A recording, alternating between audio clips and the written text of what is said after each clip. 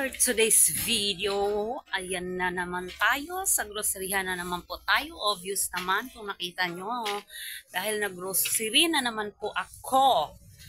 Yan. So, ngayon, dahil alas 8 pa lang, konti na naman yung tao. Konti lang yung tao. Dito tayo sa Park and Shop sa Hong Kong.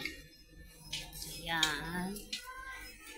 Mag-grocery tayo. Ayan na yung napamili natin. So, ang dami. Siyempre, hindi mawawala yung ating lagayan. Kasi hindi free dito yung lagayan. Ayan. Dito tayo sa Park and Shop Grocery. Kasi wala na tayong maluluto. Maghahanap tayo ng may pinapabiling rice sa akin.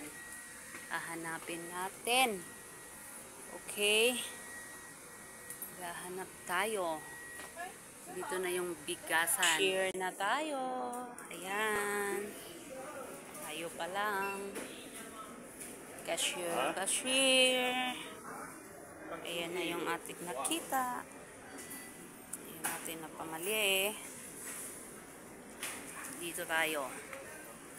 Siyempre, kunti pa lang yung tao dahil alas 8 pa lang naman. Ilagay na natin sa cashier. Yan lahat. Hintayin natin. Ayan, yan na. Ilalagay natin yan. Yung mga pinamili natin, ilalagay natin dyan, syempre, kasi ipapunch niya. Ngayon, ikaw din yung maglalagay doon sa lagayan mo. Kasi walang bagger dito. Ikaw yung maglalagay yung pinamili mo sa lagayan mo din. Or, tsaka pala, ikaw magdala ka ng lagayan mo kasi hindi libre dito ang cellophane. Tapos, kung marami kang bibilhin, mahihirapan ka magbitbit. So, kadalasan dito talaga, merong mga stroller. Ayan, kasi kung madamihan yung bibilhin yung pamalengke mo, may stroller ka, hindi ka mahirapan magbitbit. Ayan, kasi may bayad dito ang cellophane. Sayang din yung ibabayad mo, di ba? Ayan, ilalagay mo lang siya lahat. Tapos, ikaw din yung maglalagay doon. Tingnan mo. Panoorin nyo lang yung gagawin ko. Tapos, yan, octopus card yung gagamitin kong pangbayad.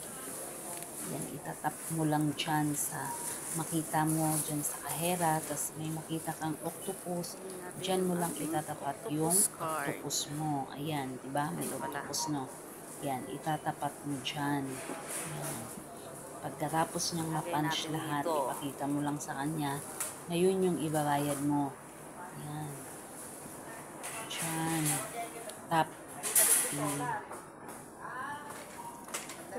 Tapos na siya nag-punch. Itap mo siya. Yan. Itatap mo lang siya. Hintayin mo lang. Yan. Isang tunog pa. Tapos, ayan, tingnan nyo kung napansin nyo. Ako din yung naglalagay dun sa dala-dala kong stroller. Tapos, para i-arrange mo siya, syempre, unahin mo yung hindi madudurog, no? Yung mga matitigas sa ilalim. Ayan, kasi hila-hila mo lang yun siya. So, hindi ka mahirapan. Kaysa hindi ka magdadala ng lagayan. Syempre, bibilhin mo yung cellophane na paglalagyan mo. Mahirapan ka magbitbit. Diba? Kaysa yung magdadala ka ng lagayan talaga. Ayan. Sorry. Next na natin. Nalaglag pati dyan yung cellphone ko. Grabe talaga. Kasi pinuha ko yun. Nalaglag yung cellphone ko. Buti na lang hindi nabasag kasi talagang nakadapa siya. Talaga. Ito din yung naglalagay. Tapos nalalaglag yan ngayon yung cellphone ko. Ewan ko ba ba't nalaglag yun?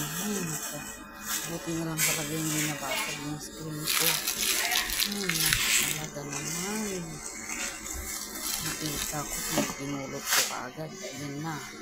Nalalaglag yan ngayon. Diyos ko po. Tapos na tayo. Ito na. Ayan naman.